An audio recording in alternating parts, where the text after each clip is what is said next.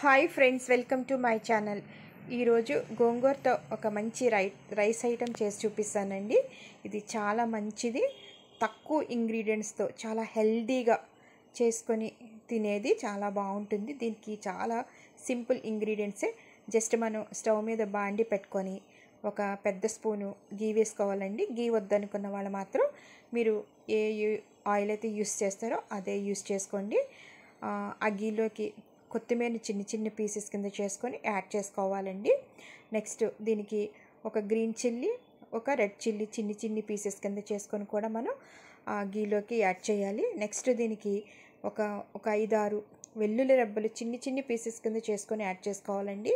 ఇది తింటుంటే మాత్రం చాలా బాగుంటుంది. ఇవన్నీ చక్కగా గీలో లో ఫ్లేమ్లో పెట్టి చక్కగా మనం ఫ్రై చేయాలండి. గీ కనుక మనం ఎప్పుడు ఫ్లేమ్ అనేది హై పెట్టకూడదు. గీ మాడు వాసన వస్తే మాత్రం టేస్ట్ బాగుండదు. ఇలా లో ఫ్లేమ్లో పెట్టుకొని మనం చక్కగా ఫ్రై చేసుకుంటూ దీనిలో మనం గుప్పెడు క్యాష్యూ జీడిపప్పు కూడా యాడ్ చేసుకోవాలండి.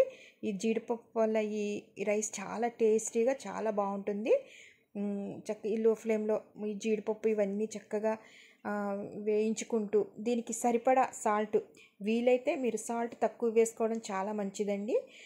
సరిపడా సాల్ట్, నెక్స్ట్ జస్ట్ 1 స్పూన్ జీలకర్ర వేసుకుంటే సరిపోతుందండి.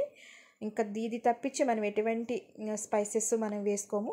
అలాగే మనం కొద్దిగా కారం కూడా 1 స్పూన్ యాడ్ చేసుకొని ఇవన్నీ లో ఫ్లేమ్లో గీ పట్టుకునేలాగా చక్కగా ఫ్రై చేసుకోవాలండి. మనం ఆల్రెడీ గోంగూర మనం చక్కగా కడుక్కొని మనం ఉడకపెట్టి ఉంచుకుంటాం కదా. సో ఆ గోంగూర మాకు ఒక 2-3 స్పూన్స్ యాడ్ చేసుకోవాలండి.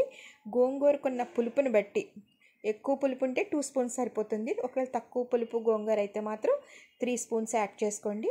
యాడ్ చేసుకొని లో ఫ్లేమ్లోనే ఈ గీ చక్కగా వెల్లుల్లిపాయలు ఇవన్నీ చక్కగా పట్టుకునేలాగా గోంగూరని చక్కగా ఫ్రై చేసుకోవాలండి.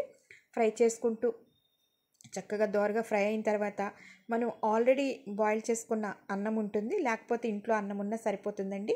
ఇది కొద్దిగా చక్కగా వేసుకుంటూ చక్కగా ఆ ఫ్రై అంతా ఈ రైస్ పట్టుకునేలాగా చక్కగా మనం కలిపి పెట్టుకోవాలండి.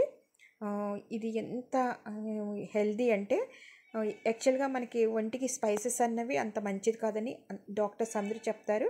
దీంట్లో ఎటువంటి స్పైసెస్ వాడకుండా ఇది తింటుంటే ఆల్మోస్ట్ పలావ్ టేస్ట్ వచ్చి పుల్లగా చాలా బాగుంటుందండి. ఎవరైనా ఎనిమిక్గా బాధపడుతుంటే వీక్లీ 3 టైమ్స్ మీరు ఇటువంటి రైస్ చేసి కనుక తింటుంటే మనకి ఇంచుమించు ఒక 15 డేస్లో మన బ్లడ్ అన్నది మళ్ళీ మనకి కవర్ అవుతుంది. తినటానికి చాలా బాగుంటుందండి. ఎప్పుడైనా మనం జ్వరం వచ్చి నోరు బాగోలేదు, చేదుగా ఉంది అంటే మాత్రం ఈ గోంగూరతో ఇలా చేసుకోండి. మీరు గోంగూర ఎవరికైనా అలర్జీస్ అలాంటి ప్రాబ్లం ఉంటే మాత్రం సాల్ట్ తగ్గించుకోండి. సాల్ట్ తక్కువ వేసుకున్నప్పుడు పులుపు ఏమీ చేయదు. చూడండి, దీంట్లో మీకు కావాలంటే అయినా సాంబార్ అయినా నాన్ వెజ్ కర్రీస్ కూడా చాలా బాగుంటాయి.